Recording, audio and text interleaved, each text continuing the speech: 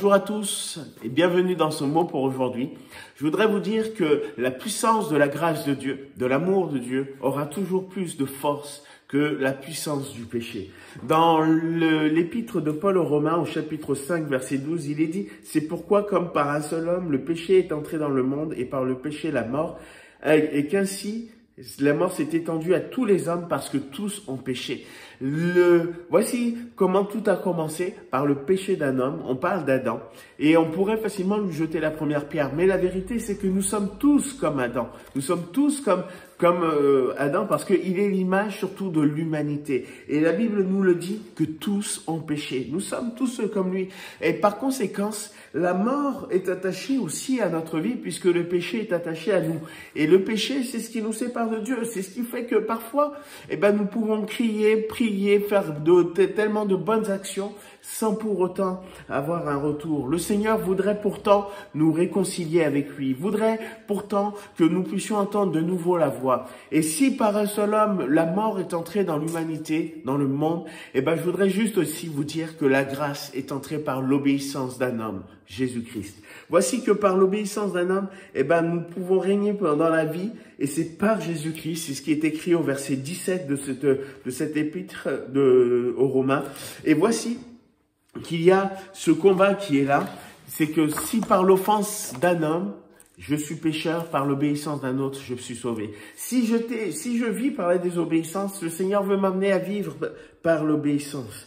Et je voudrais vraiment que le Seigneur nous amène à réaliser que la grâce de Dieu, c'est que ces choses peuvent être rendues possibles. Il veut te rendre vainqueur sur le péché. Il veut te rendre vainqueur sur une vie qui ne se suit pas de lui. Il veut te rendre vainqueur sur une vie où tu fais le mal que tu ne veux pas faire et que tu ne fais pas le bien que tu voudrais faire. Il voudrait que tu réalises que cette œuvre, tu peux l'avoir à travers une relation avec Dieu. La grâce de Dieu, elle est plus forte parce qu'il est dit que c'est par l'obéissance d'un homme et c'est grâce à lui au verset 17 que nous tous nous régnerons dans la vie par Jésus-Christ. Et je voudrais aujourd'hui vous dire, faites la paix avec Dieu. Ne soyez pas un ennemi, ne vous détournez pas de lui. C'est vrai, parfois nous faisons des choses que nous ne voudrions pas faire. Mais qu'est-ce qui vous empêche aujourd'hui de vous tourner vers lui, de demander pardon, de vous réconcilier avec Dieu. Je pense à cette eunuque qui était dans le désert et alors qu'il était là en train de lire les Écritures, il ne comprenait pas, Dieu va lui envoyer Philippe qui va lui expliquer les Écritures. Et à un moment, il va dire, mais qu'est-ce qui m'empêche aujourd'hui? Et il lui dit, si tu crois que Jésus-Christ est mort pour toi, si tu crois qu'il est celui qui a été envoyé pour pardonner nos péchés, rien ne t'empêche aujourd'hui d'être réconcilié avec Dieu, d'être sauvé.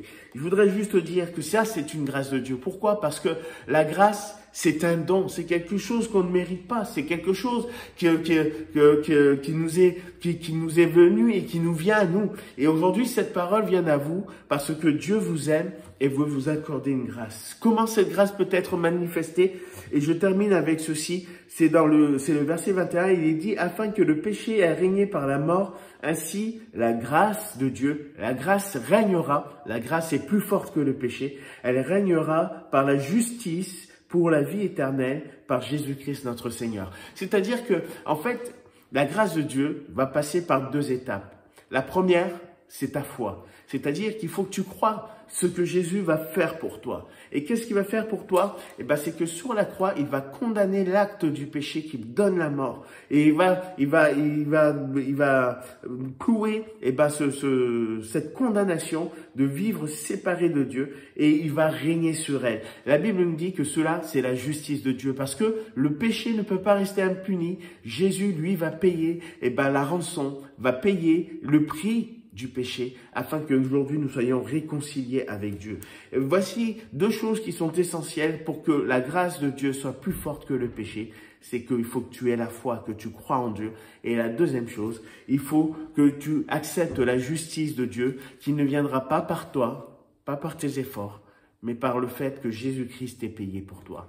Alors, je vous souhaite à tous une bonne journée, vivez dans la grâce de Dieu, recevez le pardon de vos péchés et soyez réconciliés avec lui. Et je vous dis à très bientôt dans un prochain mot pour aujourd'hui. Au revoir.